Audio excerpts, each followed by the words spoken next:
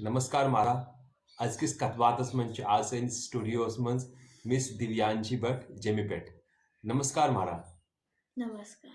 तो कैसा चुनाव मेरो नाव छु दिव्यांशी भट्ट तो कजा वंबर छो बछस कहा वर्ष तो कत सनस मंच कत जाय छु जामुत जेमी मंच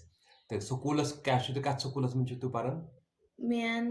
मियोन स्कूलस छु नाव एपीएस मीरन साहिब तो बे मतलब कुछ छु ते फेवरेट सब्जेक्ट कत क्लासेस छु ते परन बछस छेमे क्लासेस मंज और मियोन फेवरेट सब्जेक्ट छु साइंस सिविक्स अच्छा तो फेवरेट मैडम कस तू तमिस मास्टर बाय कैश ना से असल खुश छ लगन मियन फेवरेट मास्टर बाय छ नेहा मैम अच्छा तो जो कल लकुट या बोर्ड बॉय बेनी क्या छो तई मियोन लकुट बॉय छु नाव वत्सल अच्छा तो लड़ाई वड़ाई चोन जा किन जाद न कुन वीज अच्छा तो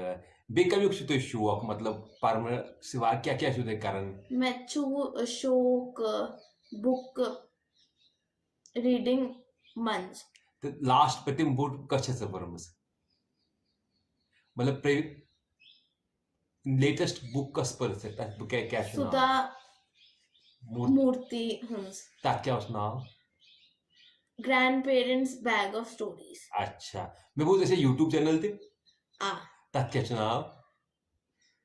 Divyanshi and Vatsal the role तो कफिस किम वीडियो छक से बनावन कशर वीडियो तो बे क्या गेमा वेमा छक से गिंदन मेन मन बास्केटबॉल तो वोनवु कि तो छो बास्केटबॉल लगन खुश बास्केटबॉल सिवा क्या छु ते बे क्या फिजिकल एक्टिविटी करन साइक्लिंग तो बे छांट वांट छांट छ तगन से वाइन कुजा वारे तो ना बुच्छस बिगिनर तो 35 मीटर हक से छांट वइस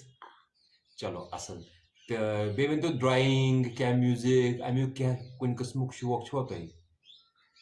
ज्यादा न म्यूजिकस में क्या शक से करन बुच्छस हेचान पियानो तो फेवरेट कलर कुछ छु से मियोन फेवरेट रंग छु रेड द ब्लू वजुल द न्यूल अच्छा तो खानस में क्या चीज खुश लगन मियन फेवरेट छु सामन कस लेदर सामान कि वजी सामान लेदर अच्छा तो बे वंतस स्कूल को तो दूर छु घर पे ज्यादा नजदीक ही तो माज क्या छु नाव मियन मज छु नाव मीनू भट्ट अच्छा तो बे माता माल कच्चे ते रोजन अमृतसर अच्छा तो बे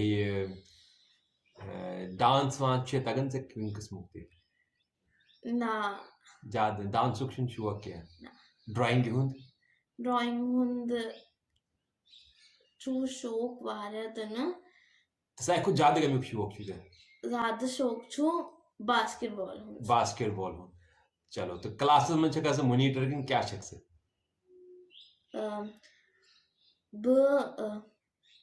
बुछ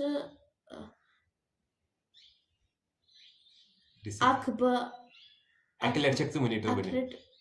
तो सब कुछ हाउस छु मियोन हाउस छु न्यूल मतलब ब्लू हाउस तच वना सकल में ब्लू हाउस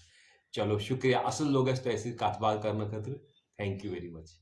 नमस्कार